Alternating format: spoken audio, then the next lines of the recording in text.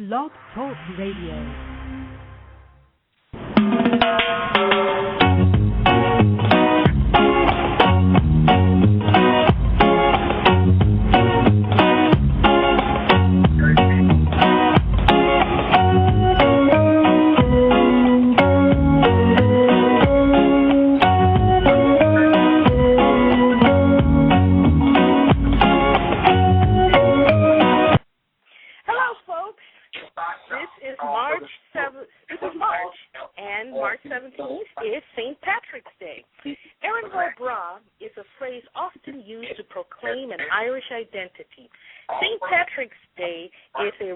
Holiday celebrated internationally on the 17th of March.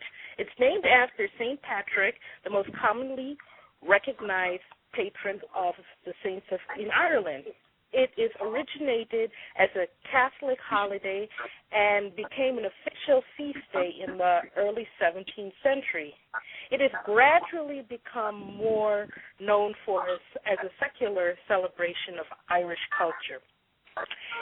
One of the first ones that St. Patrick's holiday occurred with the Irish community in the U.S. Longing for their Irish country, for their original homeland.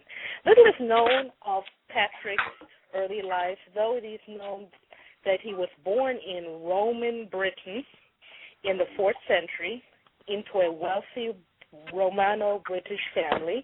His father and grandfather were deacons in the church.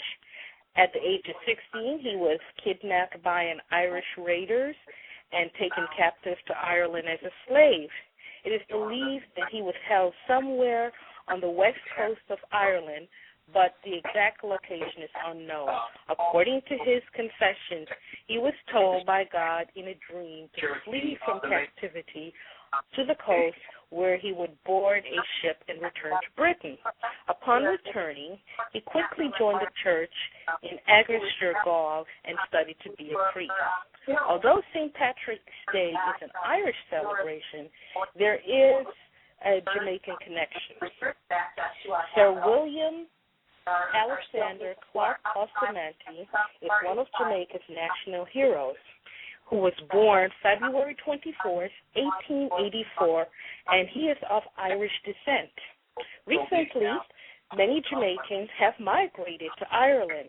Jam-Irie is a social network of Jamaicans and friends of Jamaicans residing in Ireland. Their aim is to foster connection within the Jamaican diaspora in Ireland and to ensure that their children become aware of their Jamaican culture. Our guest today is Livingstone Thompson. Livingstone received his doctorate and master's in philosophy from the University of Dublin, where he is currently an adjunct lecturer.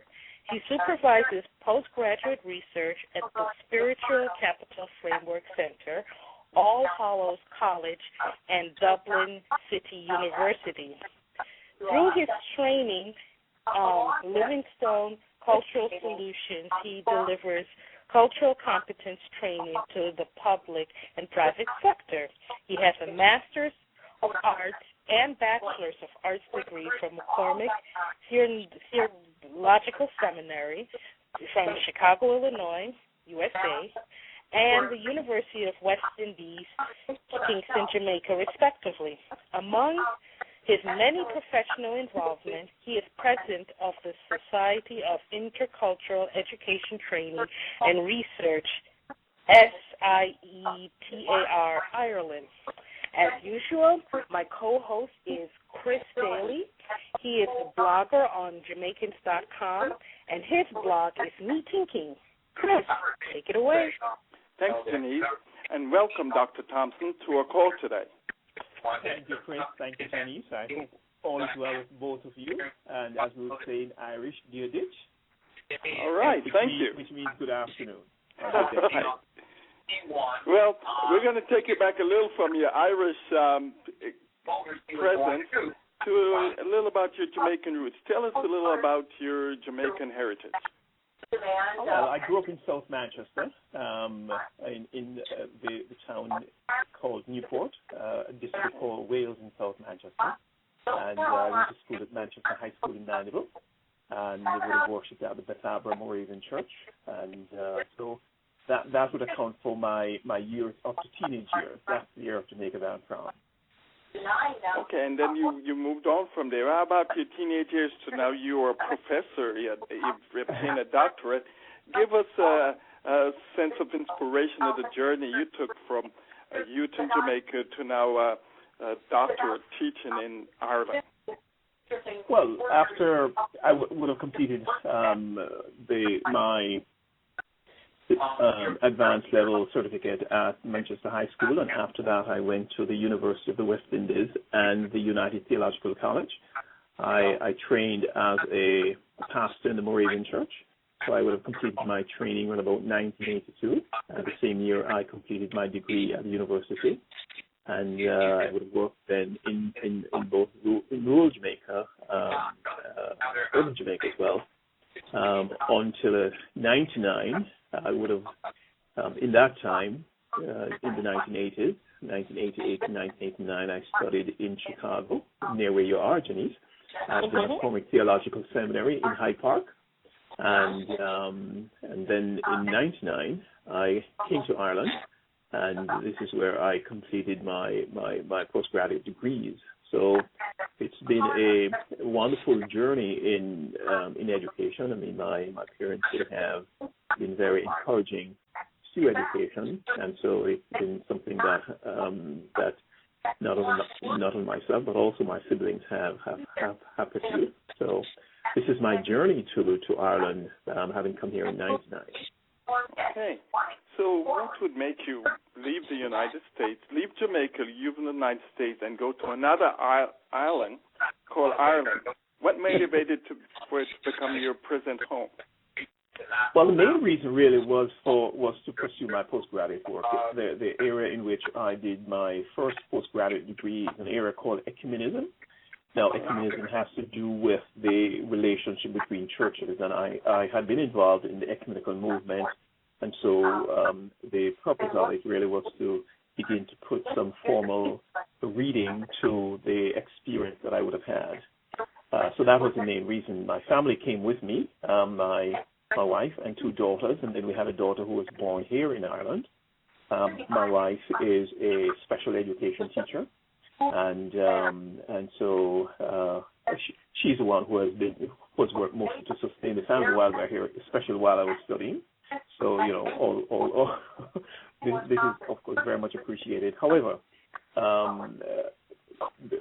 we have remained in Ireland really because the family got involved in school and work, and so after I completed my postgraduate degree, I went back to Jamaica for 2 years, but the family remained here, and so I came back to join them because it's better for the family that we stay together.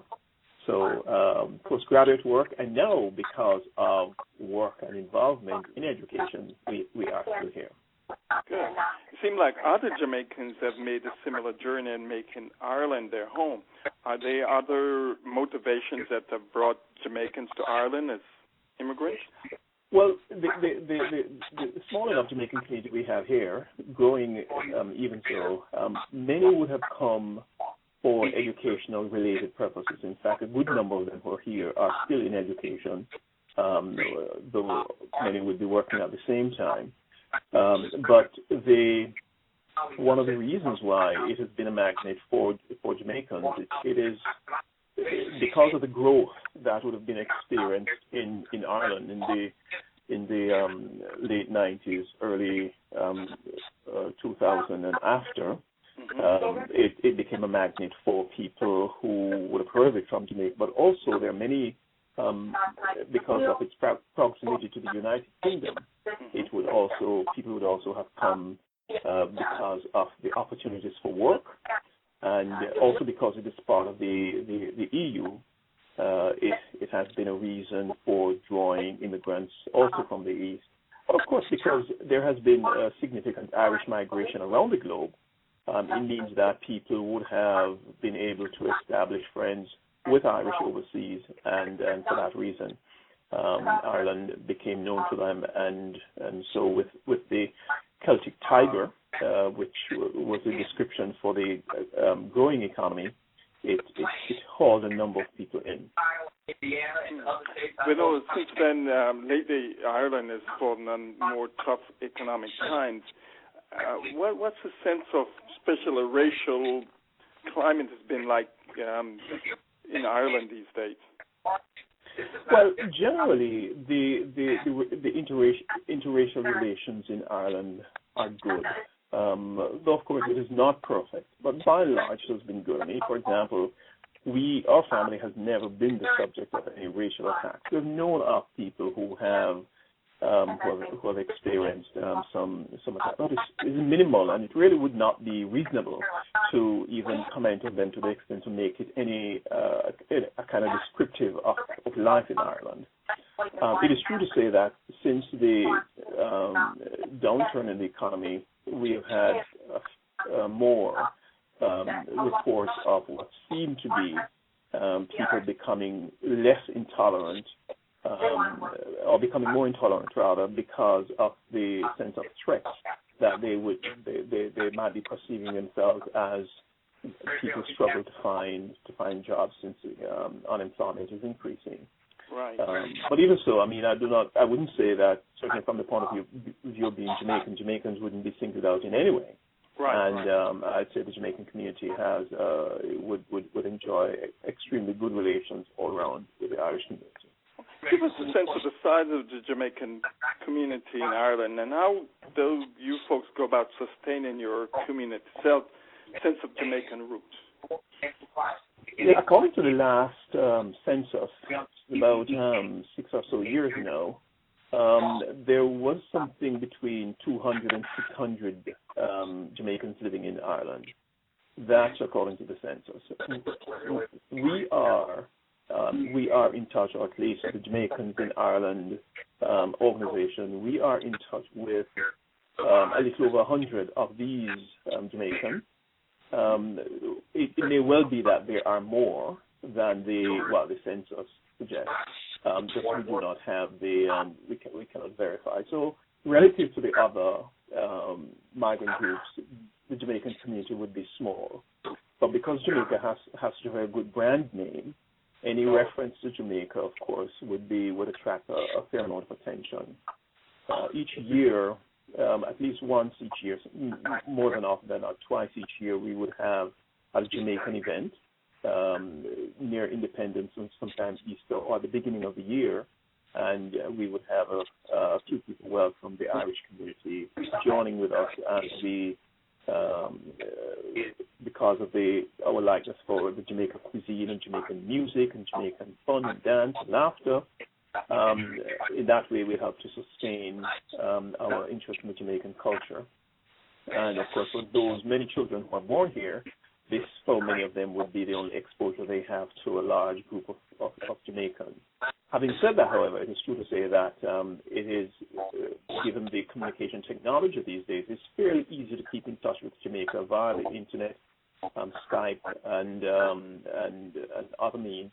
So I'd say there is a ongoing conversation with the Jamaicans in Jamaica. And so there's a sense in which the culture is sustained and kept up. Are there any other, for your organization, are there any other larger goals and vision and mission of it that you'd like to share? Well, I tell you, this idea of being able to be at a place where it's a kind of a conduit for understanding between the Jamaican community and the Irish community is important. I think we recognize that most of the Jamaicans who are here will be remaining here for a very long time. So the children will grow up here. And so it is important that there is a facility that helps to interpret, if you like, Jamaican culture to the local community, and at the same time to act as a place where more Jamaicans coming in can find information and get their feet, so to speak, settled, because not a few Jamaicans have had some challenges as they not knowing the situation very well in Ireland and have had some difficulty in settling down. So it acts as a way in which we can help to foster ease of settling, but also to foster understanding of what it means to be a Jamaican. Okay. Is there any outreach service back into Jamaica itself from your organizations presently? Via the, I suppose the best way to put it is that the outreach has been making contact with one of the children's home in Kingston has been the beneficiary of funds that we have raised. Great. And we make it our part of duty to support any special event that, especially in the era of disaster, when it happens, to make sure that attention is given to how we can give the support. And also, when especially for families, when families are in difficulty, we try to make sure that we give the support to the families, and in that way. But we also have a very good link via the Jamaican embassy in the UK. And we keep in touch with what is happening there and how we can support the diaspora, broadly speaking. That's wonderful. St. Paddy's Day is coming up. How do Jamaicans celebrate St. Paddy's Day to give it some spice, some island spice? Well, St. Patrick's Day generally, in most of the towns, it would involve a major parade in which the services and community organizations that are involved, that are in the community, would in a sense be on show. And so it is an opportunity for the Jamaicans to also parade, so that people will know that the Jamaicans are here.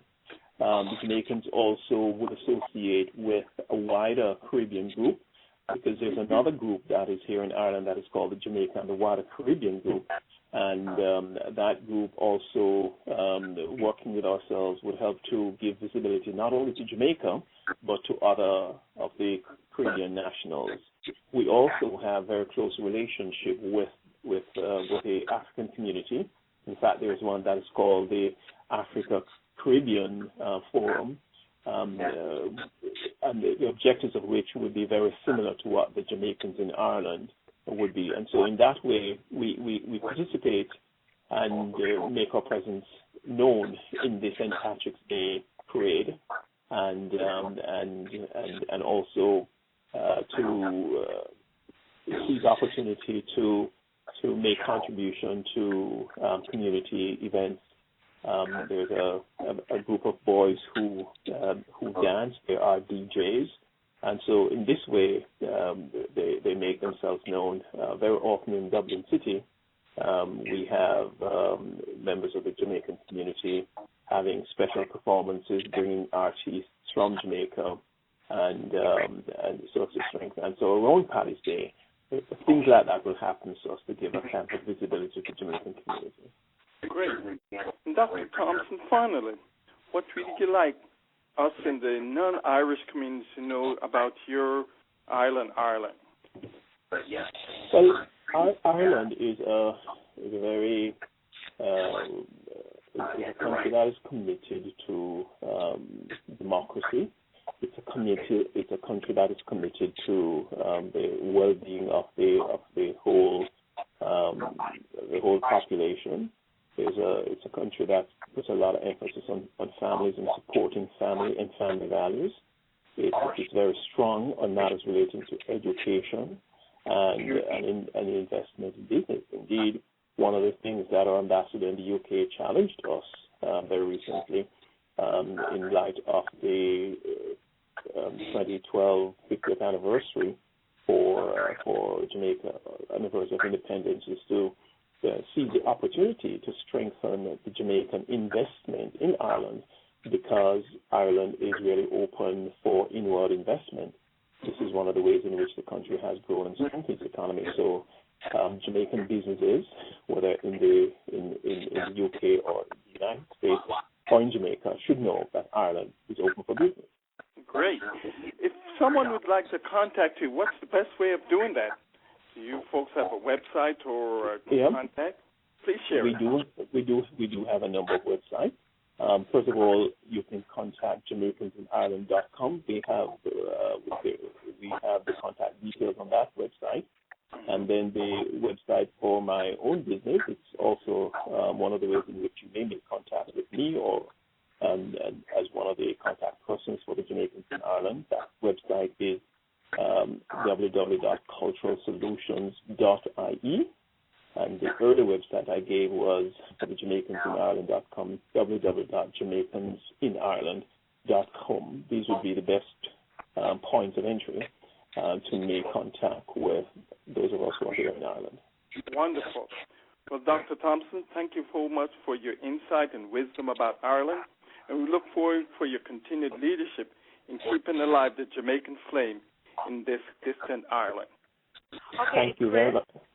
Oh, and if you'd like to learn a little bit more about Chris, visit Jamaicans.com, and his blog is Me Thinking Are You? And to learn more about the Jamaican diaspora, visit JamaicanDiaspora.com.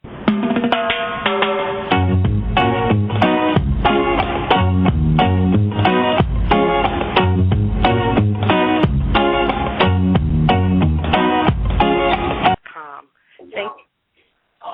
With progressive support, we probably do something. If he has not done anything, how the American people take this back as it was? Well, it will take time, it will take pressure and anger and the creation of the organization.